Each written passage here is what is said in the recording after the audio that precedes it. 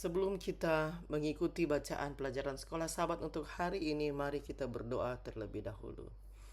Bapa kami dalam kerajaan surga, terima kasih untuk kesempatan yang Engkau berikan untuk kami dapat mendengarkan sebagian dari firman-Mu. Isilah kami dengan roh-Mu yang suci agar kami dapat mengerti apa yang Engkau inginkan kami pelajari hari ini. Dalam nama Yesus kami sudah berdoa. Amin. Pelajaran sekolah sahabat, Kamis 12 Maret 2026. Pelajaran yang ke-11 di triwulan yang pertama. Judul pelajaran sekolah sahabat kita untuk hari ini adalah Menjalani Hidup Baru. Kepedulian Paulus terhadap kedamaian dan keharmonisan dalam gereja terlihat dengan jelas dalam ayat-ayat terakhir Kolose pasal 3. Kita telah membahas damai sejahtera Allah secara lebih mendalam sebelumnya. Tidak seperti Pax Romana, Pax Christi bukanlah damai sejahtera yang dipaksakan dari luar tetapi harus menguasai kita dari dalam. Hal ini hanya dapat terjadi jika Kristus berkuasa atas hidup kita. Bacalah Kolose 3 ayat 16 dan 17. Apakah yang secara khusus menjadikan Kristus penguasa hidup kita dan bagaimanakah musik berperan dalam hidup ini? Kolose 3 ayat 16 sampai 17. Hendaklah perkataan Kristus diam dengan segala kekayaan di antara kamu, sehingga kamu dengan segala hikmat mengajar dan menegur seorang akan yang lain, dan sambil menyanyikan mazmur dan puji-pujian dan nyanyian rohani, kamu mengucap syukur kepada Allah di dalam hatimu, dan segala sesuatu yang kamu lakukan dengan perkataan atau perbuatan, lakukanlah semuanya itu dalam nama Tuhan Yesus sambil mengucap syukur oleh Dia kepada Allah Bapa kita. Gaya bahasanya sangat mendetail. Ayat ini menggambarkan firman Kristus yang berdiam di dalam kita. Hal itu terjadi ketika kita membaca Alkitab dengan seksama untuk mendengar dan belajar dari hikmat Allah. Tampaknya meskipun teks Yunani memiliki makna yang agak samar, musik memainkan peran penting dalam mengajar dan menegur satu sama lain.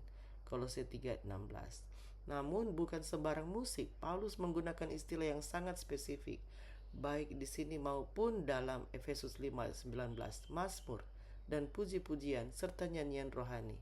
Meskipun kita tidak dapat memastikan, tampaknya ada perbedaan yang dibuat antara kumpulan mazmur dalam perjanjian lama yang sudah ada dan kumpulan puji-pujian dalam perjanjian baru yang sedang berkembang.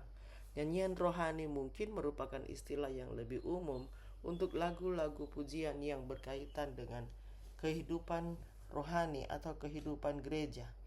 Kata-kata dari lagu-lagu ini berfungsi sebagai sarana untuk mengajarkan kebenaran dan memberikan pengajaran tentang bagaimana menjalani hidup baru sebagai orang Kristen.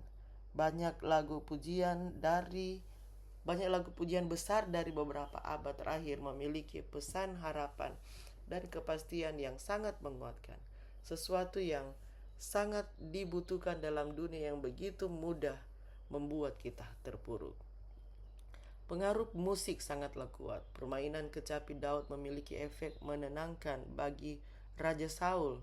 Namun ketika Daud menjadi saingannya, amarah dan kebencian Saul semakin memuncak. Musik klasik yang menenangkan telah terbukti secara klinis dapat mengurangi kecemasan, mengoptimalkan fungsi otak, meningkatkan relaksasi, membantu meredakan rasa sakit, dan mendorong interaksi sosial. Siapa di antara kita yang tidak pernah menyaksikan sendiri betapa kuatnya pengaruh musik baik secara positif maupun negatif terhadap emosi dan pikiran kita? Musik yang tepat dapat mengangkat kerohanian. Kita diingatkan bahwa apapun yang kita lakukan, lakukanlah semuanya itu dalam nama Tuhan Yesus. Kolose 3 ayat 17. Dapatkah Anda dengan jujur mengatakan bahwa Anda sudah melakukannya? Jika belum, bagaimanakah Anda bisa berubah? Dengan kata lain, hal apakah yang harus Anda tinggalkan jika tidak bisa melakukannya dalam nama Tuhan? Mari kita ikuti lanjutan lagu tadi sebelum saya tutup dalam doa. Tinggalkan surga, datang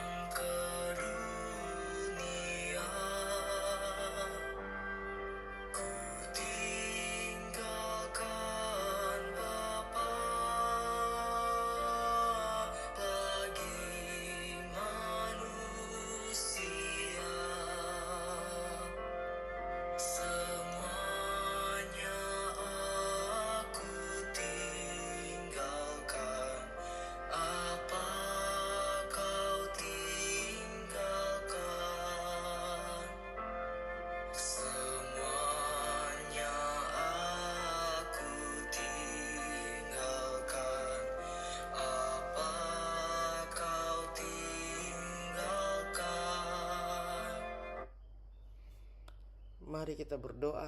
Bapa kami dalam kerajaan surga, terima kasih untuk pelajaran hari ini mengenai menjalani hidup baru. Ya Tuhan, kami sering jatuh untuk hidup dalam kehidupan yang lama. Kiranya Engkau dapat terus menolong kami, mengangkat kami, agar kami dapat menjalani hidup yang baru setiap hari. Dan kami sadari bahwa kami tidak dapat melakukannya ini dengan kekuatan kami, tapi hanya dengan kekuatan-Mu saja ya Tuhan. Kiranya Engkau dapat terus menuntun kami, menolong kami agar kami dapat selalu bangkit setiap kali kami jatuh. Terima kasih ya Tuhan untuk janji penyertaan-Mu bagi kami. Engkau akan dapat selalu bersama-sama dengan kami. Dalam nama Yesus kami sudah berdoa. Amin. Demikianlah bacaan pelajaran Sekolah Sabat Kamis 12 Maret 2026. Sampai bertemu di bacaan pelajaran Sekolah Sabat selanjutnya. Tuhan memberkati.